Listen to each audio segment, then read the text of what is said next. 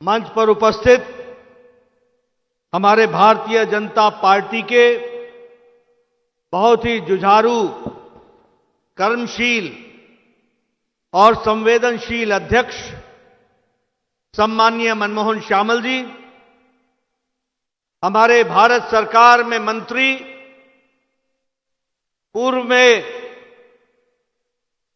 महामंत्री रहे मेरे वरिष्ठ सहयोगी सम्माननीय धर्मेंद्र प्रधान जी, वर्तमान में हमारे राष्ट्रीय उपाध्यक्ष और मेरे वरिष्ठ साथी सम्माननीय बैजयंत पांडा जी, हमारी यहां की प्रभारी और राष्ट्रीय महामंत्री बहन डी पुरंदेश्वरी जी, हमारे भारत सरकार में मंत्री श्री विशेश्वर टुडू जी, हमारे पूर्व में मंत्री रहे भारत सरकार में और मेरे वरिष्ठ साथी सम्माननीय जुएल ओरांव जी, हमारे पूर्व प्रदेश अध्यक्ष और मेरे मित्र केवी सिंह देव जी, हमारे यहां के लोकप्रिय सांसद और मेरे वरिष्ठ साथी सम्माननीय बसंत पांडा जी, पूर्व में नेता प्रतिपक्ष रहे यहां से विधायक सम्माननीय प्रदीप्त नायक जी, यहां की लोकप्रिय सांसद बहन संगीता सिंह देव जी, जिला के अध्यक्ष कालाहांडी देवेंद्र मोहंती जी, सुब्रत पाठक जी, हमारे नुआपाड़ा के अध्यक्ष, सभी विधायकगण, सांसदगण, समस्त पदाधिकारीगण, सम्मानित मंच और इतनी बड़ी संख्या में, इतनी गर्मी में एकत्र आए देवी और सज्जनों और मीडिया के मेरे साथी, प्रिंट मीडिया और इलेक्ट्रॉनिक मीडिया के मेरे साथी, सबसे पहले तो आप सब मेरे साथ जय जगन्नाथ का नारा लगाएंगे। जय जगन्नाथ, जय जगन्नाथ, जय जगन्नाथ। जगन्नाथ जी को नमन करते हुए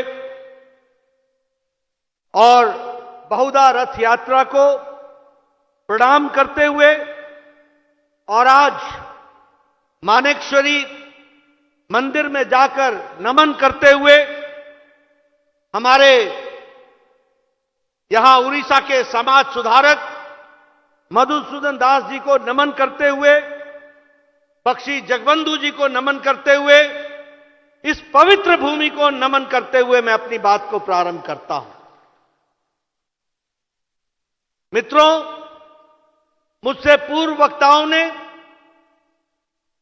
प्रताप श्यामल जी ने, बैजयंत पंडा जी ने और धर्मेंद्र प्रधान जी ने आपके सामने बहुत सी बातें बताई। मुझे खुशी है कि मैं आज उड़ीसा के वीर भूमि, शौर्य भूमि और साहस की भूमि में आने का मुझे सौभाग्य मिला है। ऐसी पवित्र भूमि को जहां से आज भारत के प्रथम नागरिक, भारत की प्रथम आदिवासी महिला राष्ट्रपति बनकर के सुशोभित कर रही हैं भारत के गणतंत्र को, ऐसी पवित्र भूमि को भी मैं नमन करता हूं। मित्रों, जब मैं उड़ीसा को याद कर रहा हूं तो सच में कुछ दिन पहले जो ट्रेन दुर्घटना हुई जिसमें प्रधानमंत्री खुद आए, हमारे भारत सरकार में मंत्री धर्मेंद्र प्रधान ने उसमें राहत कार्य में अपने आप को जोड़ा, रेल मंत्री अश्विनी वैष्णव ने राहत कार्य में पूरा योगदान किया, हमारे मनमोहन श्यामल और भारतीय जनता पार्टी की पूरी टीम तत्परता से लगी रही, लेकिन हमारे उड़ीसा के भाइयों ने जो हताहत हुए उनको श्रद्धांजलि देते हुए उनकी आत्मा को शांति मिले और इसके साथ साथ उनके परिवार को इस दुख को सहने की ताकत मिले, ऐसी प्रार्थना करते हुए मैं अपनी बात को प्रारंभ करता हूं। मित्रों, ये अमृत काल है और अमृत काल में प्रधानमंत्री जी ने एक लक्ष्य तय किया और वो लक्ष्य है कि हम विकासशील देश अब नहीं कहलाएंगे, आने वाले समय में हम विकसित राष्ट्र कहलाएंगे और विकसित ले जाएंगे।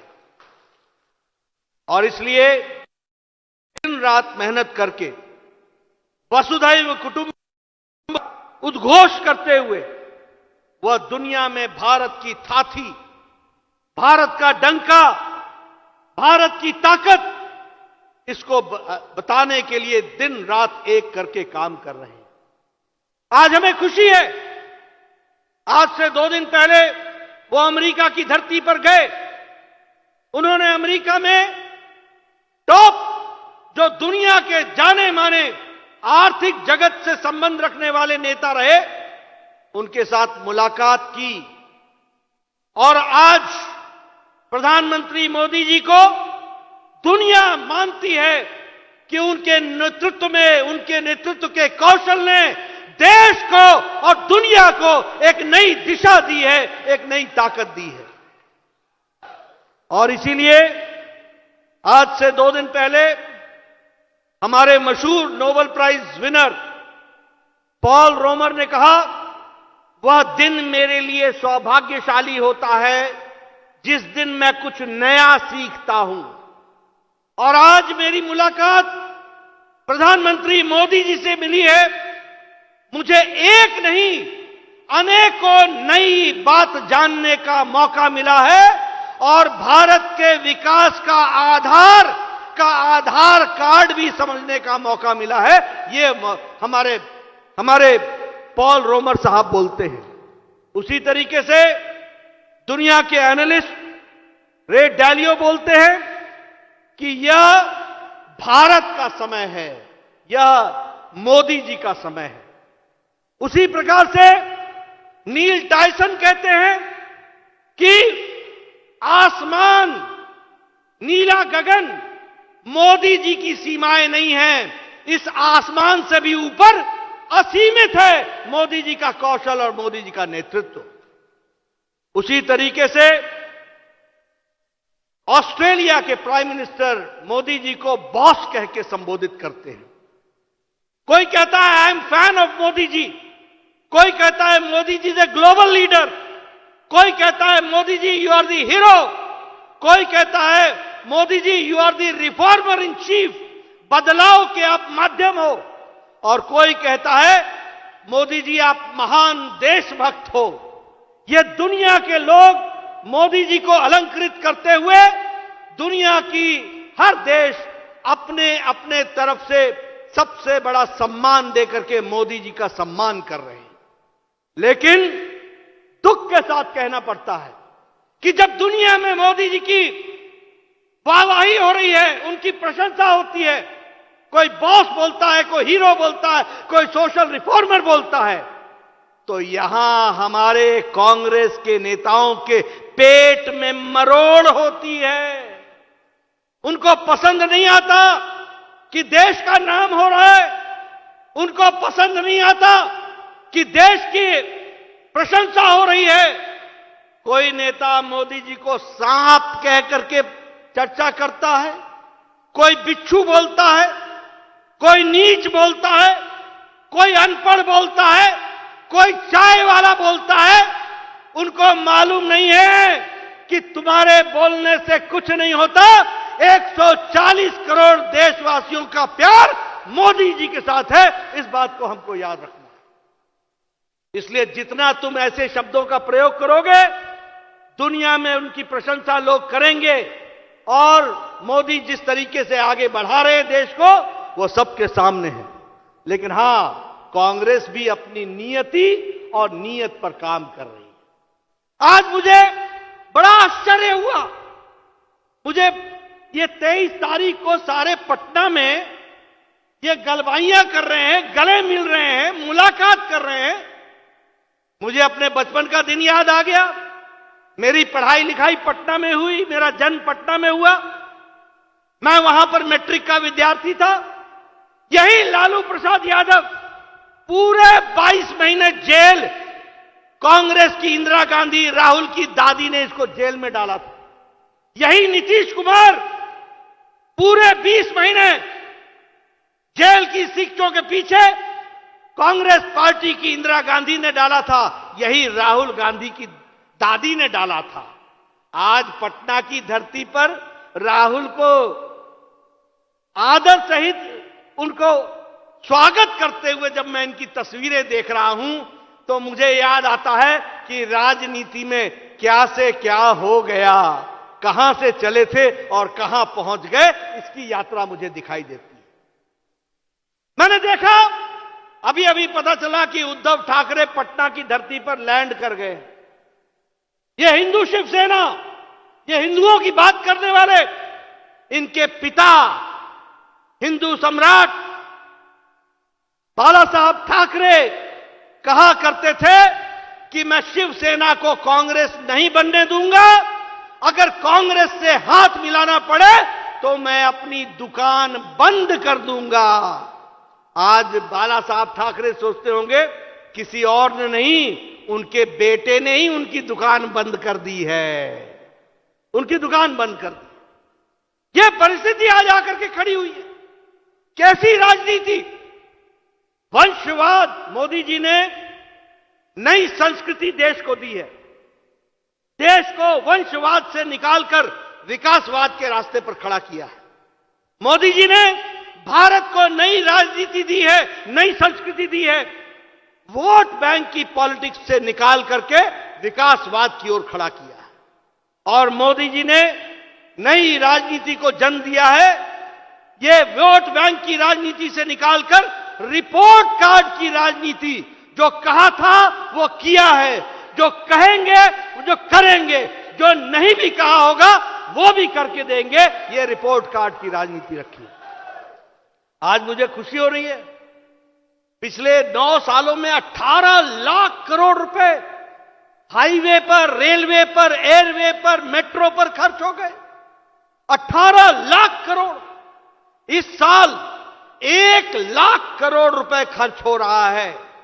आपको जानकर खुशी होगी, 9 साल के अंदर नेशनल हाईवे, राष्ट्रीय राजमार्ग 54,000 किलोमीटर बन गए हैं। आपको जानकर के खुशी होगी, 616 किलोमीटर, 616 किलोमीटर मेट्रो रेल बन गई है। आपको जानकर खुशी होगी, राष्ट्रीय राजमार्ग एक दिन में 5 किलोमीटर बना करता था 2014 में, आज यही रेलवे मार्ग 5.6 किलोमीटर बना करता था। आज रेल की पटरी प्रतिदिन 14.3 किलोमीटर बन रही है। आपको जानकर खुशी होगी कि 12 किलोमीटर राष्ट्रीय राजमार्ग प्रतिदिन बना करता था, आज 29 किलोमीटर प्रतिदिन राष्ट्रीय राजमार्ग राष्ट्र को समर्पित हो रही है। यह बदलता भारत है, इसको भी हमको समझना चाहिए। मित्रों, आपको जानकर खुशी होगी, 9 साल में 74 एयरपोर्ट बने। 70 साल में 74 एयरपोर्ट बने और मोदी जी ने 9 साल के अंदर 74 नए एयरपोर्ट बना करके दिए, और यह भी हमारे विकास की एक नई। आज जो बाइडेन साहब भारत को प्रधानमंत्री जी का स्वागत कर रहे थे, पिछली रात आपने टेलीविजन पर देखा होगा। आपको मालूम है, भारत ने, यह बदलता भारत 470 एयरबस बोइंग, जिसमें 200 बोइंग है और 270 एयरबस है, इसका ऑर्डर भारत ने दिया है। भारत ने 470 बोइंग और एयरबस। जो बाइडेन क्या कहते हैं कि हमारे यहां इससे 10 लाख लोगों को नौकरी मिलेगी और 44 राज्यों में हमारे आर्थिक विकास होगा। यह आज भारत देने की स्थिति में आया है। मैक्रोन, फ्रांस के राष्ट्रपति, वो हस्ताक्षर करते समय वहां उपस्थित होते हैं, और ऋषि सुनक जो ब्रिटेन के प्रधानमंत्री हैं, वो कहते हैं कि रोल्स रॉयस की आप इंजन हमसे ले रहे हो। वो समय दूर नहीं है जब भारत 5वीं नंबर की अर्थव्यवस्था से तीसरी नंबर की अर्थव्यवस्था बन जाएगा। आज ये भारत की छवि बनी है। मित्रों, मैं विकास की बहुत से आपको आयाम बताना चाहूंगा, लेकिन मैं आपको यह भी बताना चाहता हूं, गांव, गरीब, वंचित, पीड़ित, शोषित, दलित, किसान, युवा, इनकी तस्वीर और तकदीर बदलने का काम और किसी ने नहीं किया। 9 सालों के अंदर प्रधानमंत्री मोदी जी ने करके दिया है। यह भी हम आपको बताना चाहते हैं। आज आपको जानकर आश्चर्य होगा, मैं क्यों कहता हूं कि Orissa is one of the most backward state. आप सोचिए, 23 साल से नवीन बाबू मुख्यमंत्री की कुर्सी पर बैठे हैं। आज प्रधानमंत्री गरीब कल्याण अन्न योजना में जहां 80 करोड़ की जनता को प्रधानमंत्री जी 5 किलो गेहूं या 5 किलो चावल, 1 किलो दाल दे रहे हैं, तो आपको जानकर आश्चर्य होगा कि उड़ीसा जिसकी आबादी 4.5 करोड़ है, उसमें से 3.5 करोड़ प्रधानमंत्री गरीब कल्याण अन्न योजना में अन्न प्राप्त कर रहे हैं। क्या है, कहां पहुंचा दिया? 23 साल से तुम राज कर रहे हो, और मोदी जी ने यही प्रधानमंत्री गरीब कल्याण अन्न योजना के कारण जो भारत की गरीबी 22% पर खड़ी थी, उसको घटा करके 10% से भी कम कर दिया है। यह हमको ध्यान में रखना चाहिए। आपको जानकर के खुशी होगी कि भारत की अति गरीबी अब 1% से भी नीचे आ गई है। 1% से भी नीचे आ गई। यह है बदलता भारत। अब प्रधानमंत्री आवास योजना की मैं बात करूं, 4 करोड़ घर दिए गए। 4 करोड़ प्रधानमंत्री आवास योजना के तहत। और यहां भी आप 72 लाख घर सैंक्शन हो गए। 72 लाख घर, 29 लाख घर बनने का प्रक्रिया शुरू हो गई।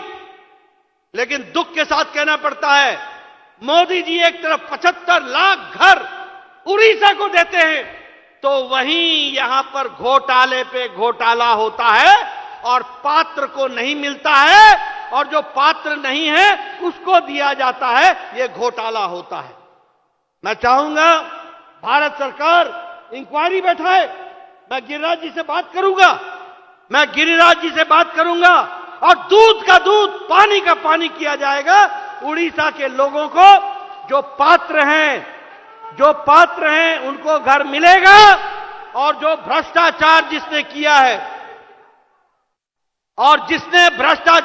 है उसको जेल भेजा जाएगा। यह व्यवस्था की जाएगी। यह भी मैं आपको बताना चाहता हूं। प्रधानमंत्री स्वच्छता अभियान में भी 11 करोड़ टॉयलेट बने, और 11 करोड़ टॉयलेट में से 71 लाख टॉयलेट हमारे उड़ीसा में बने।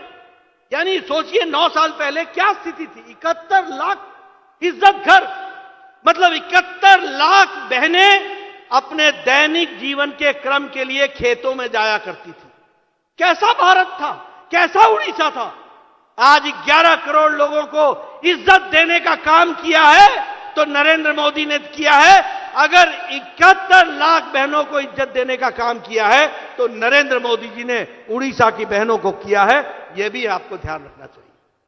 जल जीवन मिशन में 9.9 करोड़ यानी 9 करोड़ 90 लाख लोगों के घर में 9 करोड़ 90 लाख लोगों के घर में पानी पहुंचाने का काम मोदी जी ने किया है, जिसमें 51 लाख उड़ीसा में घरों में पानी पहुंचाया गया है। आयुष्मान भारत में 11 करोड़ लोगों को जोड़ा गया।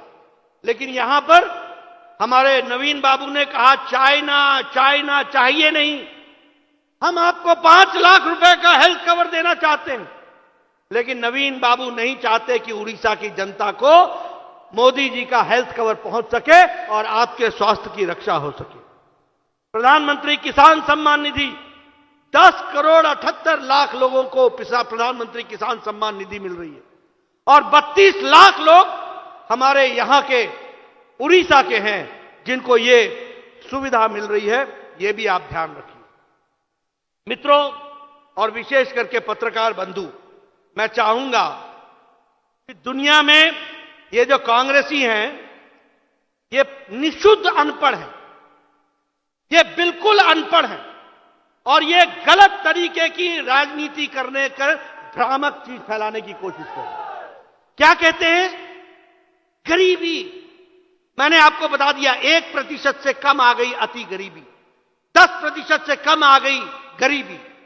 ये कहते हैं महंगाई। महंगाई, मैं आपके सामने आंकड़े रखना चाहता हूं और मेरे भाइयों नोट कर लेना।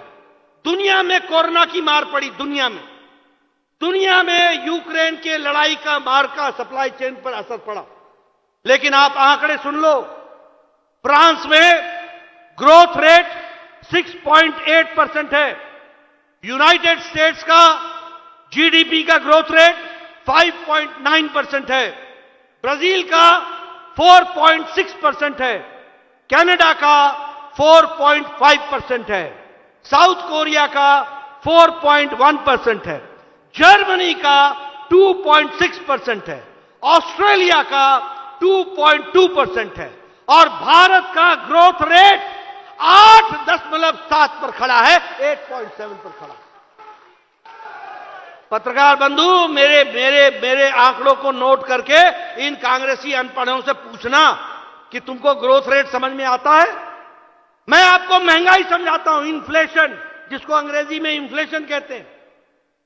फ्रांस का इन्फ्लेशन 5.1%, यूनाइटेड स्टेट्स का, अमेरिका का इन्फ्लेशन 4.9%, यूरो एरिया का 6.1%, ऑस्ट्रेलिया का 7%, इटली का 7.6%, यूनाइटेड किंगडम का 8.7% और भारत का इन्फ्लेशन 4.2% है, 4.2%। मैं आपको खाद्य सामग्री की इन्फ्लेशन के बारे में भी बताना चाहता हूं, वो भी सुन लीजिए। फ्रांस का खाद्य सामग्री, खाने की सामग्री का इन्फ्लेशन, महंगाई, फ्रांस की 14.3%, यूनाइटेड स्टेट्स की 6.7%, जर्मनी की 14.5%, यूरोप की 16.41%, स्वीडन की 16.86%, यूनाइटेड किंगडम इंग्लैंड की 19%, पाकिस्तान 48.65% और भारत 2.9%। यह है बदलता भारत। आओ मेरे साथ, मैं कांग्रेसियों को कहूंगा, आओ मेरे साथ चर्चा करो, आंकड़ों के साथ करो। आज अमेरिका बोल रहा है कि 10 लाख लोगों को नौकरियां और एम्प्लॉयमेंट देने का काम भारत कर रहा है और भारत में जिस तरीके से विकास की नई गंगा बह रही है, हम विकास को दर को बढ़ा रहे हैं। ये अनपढ़ कांग्रेसी नहीं जानते कि जब इकोनॉमी बढ़ती है तो एम्प्लॉयमेंट भी बढ़ती है और रोजगार भी मिलता है, रोजगार के साधन भी मिलते हैं। ये इनको समझ में नहीं आ रहा है। इसलिए पत्रकार बंधु, मैं आपसे निवेदन करूंगा, दुनिया में आर्थिक मंदी है, लेकिन मॉर्गन स्टैनली बैंक कहता है कि भारत की अर्थव्यवस्था नरेंद्र मोदी के नेतृत्व में दुनिया में सबसे मजबूत अर्थव्यवस्था खड़ी है, तो वो भारत की खड़ी है। यह भी हमको ध्यान में रखना चाहिए। इसलिए मित्रों, मैं अब अगर उड़ीसा की बात करूं तो मैं आपको बताना चाहूंगा, आप बताइए पुरी के रेलवे स्टेशन का रीडेवलपमेंट हो रहा है कि नहीं हो रहा है? आप बताइए कटक के रेलवे स्टेशन का रीडेवलपमेंट हो रहा है कि नहीं हो रहा है? आप बताइए भुवनेश्वर के रेलवे स्टेशन का रीडेवलपमेंट हो रहा है कि नहीं हो रहा है? आप बताइए उड़ीसा में सारे रेलवे ट्रैक इलेक्ट्रिफिकेशन हो गया है कि नहीं हो गया है? उड़ीसा के सारे रेलवे ट्रैक का इलेक्ट्रिफिकेशन हो गया है। जल जीवन मिशन में 3,323 करोड़ रुपए इस साल खर्च हो रहे हैं। उसी तरीके से आपको परमानेंट कैंपस जो है उसका foundation stone Indian institute of management का संबलपुर में रख दिया गया है और उसमें भी 401 करोड़ रुपए खर्च हो रहे हैं। Indian institute of science and education and research, इसमें 1,582 करोड़ रुपए खर्च हो रहे हैं। उसी तरीके से skill India international centre skill development institute Bhubaneswar में, वह भी आज विराजमान होकर के खड़ा है। मैं हमारे धर्मेंद्र जी को इसके लिए बधाई देना चाहूंगा। ये स्किल डेवलपमेंट मिनिस्टर थे। उड़ीसा को मोदी जी ने skill India international centre at skill development institute बना करके दिया है। उसी तरीके से सॉफ्टवेयर टेक्नोलॉजी पार्क ये भी संबलपुर में बना करके दिया है। गति शक्ति में मल्टी मॉडल कार्गो टर्मिनल दिया है। और उसी तरीके से 104 एकलव्य मॉडल रेजिडेंशियल स्कूल बनाए जा रहे हैं, जिसमें 32 स्कूल फंक्शनल हो गए हैं। यह भी आप ध्यान रखिए। मुझे खुशी है कि मोदी जी के नेतृत्व में जब मैं स्वास्थ्य मंत्री था तो मैंने आपको 7 मेडिकल कॉलेज दिए थे, 7 मेडिकल कॉलेज, 7 मेडिकल कॉलेज, जिसमें से 4 फंक्शनल हो गए हैं, 3 फंक्शनल हो गए हैं और 4 को जल्दी से फंक्शनल हो जाएंगे।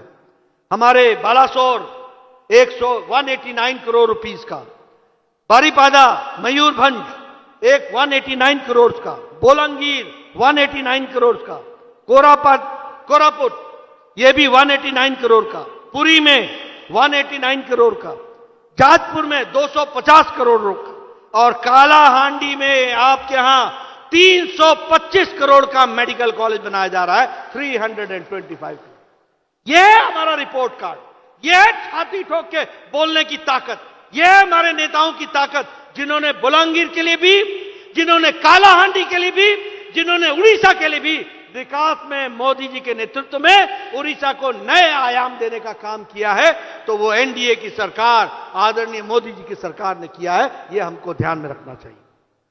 मित्रों, अगर मैं रेलवे की लाइन की कमीशन बताऊं तो आज 1135 किलोमीटर उड़ीसा में ही रेलवे लाइन बना है। लेकिन मुझे मित्रों दुख के साथ ये कहना पड़ता है, और वो ये कहना पड़ता है कि आज मुझे समझ में नहीं आता, मैं पीछे भी आया था तो मुझे समझ में नहीं आ रहा था कि ये उड़ीसा चला कौन रहा है, यहां नेता कौन है मालूम नहीं। नेता चला रहे हैं या अफसर चला रहे हैं मालूम नहीं। कौन है, किसकी चलती है।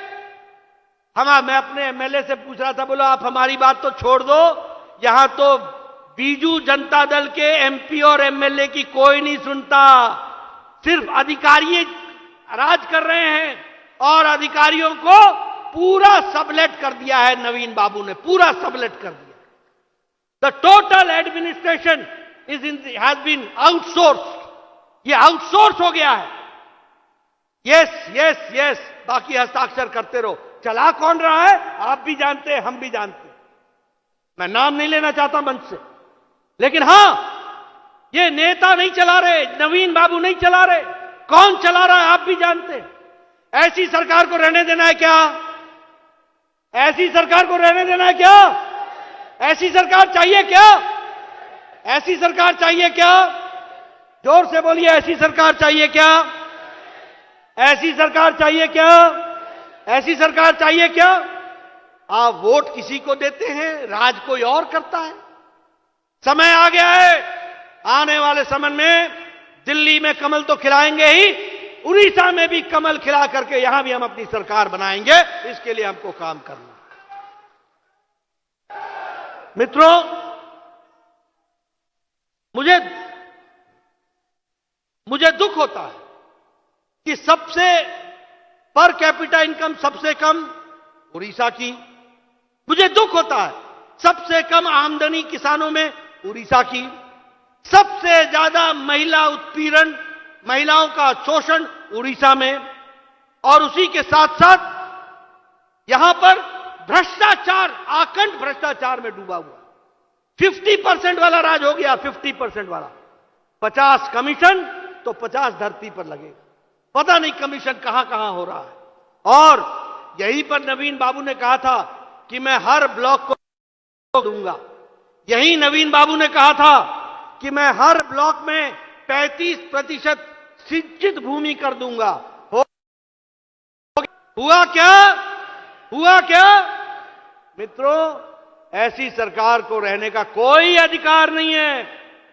मुझे दुख होता है, प्रधानमंत्री आवास योजना का नाम बदल दो, प्रधानमंत्री गरीब कल्याण अन्न योजना का नाम बदल दो, अपने नाम लगा दो। नाम लगाने से कुछ नहीं होता। दिल पे उड़ीसा की जनता में मोदी जी छाए हुए हैं और इसलिए मोदी जी को लोग जानते हैं, याद रखते हैं। मित्रों, ज्यादा समय न लेता हुआ आपसे मैं निवेदन करने आया हूं, कालाहांडी की तस्वीर बदलेंगे, बदल रहे हैं, हम ही बदल रहे हैं। मेडिकल कॉलेज भी दिया तो हमने दिया, सड़कें भी देंगे हम ही दे रहे हैं, रूरल रोड भी देंगे तो हम ही देंगे। और इसीलिए आपका विश्वास चाहिए, आपका समर्थन चाहिए, आपकी ताकत चाहिए। उड़ीसा डेवलप्ड स्टेटों में बनेगा और अगर भारत को विकसित बनना है तो उड़ीसा को भी विकसित होना होगा और उसको करने के लिए आपका समर्थन चाहिए होगा, वो मिलेगा। इन्हीं शब्दों के साथ बहुत बहुत धन्यवाद। जय भारत, जय उड़ीसा, जय जगन्नाथ, जय जगन्नाथ, जय जगन्नाथ। बहुत बहुत धन्यवाद। मान्यवर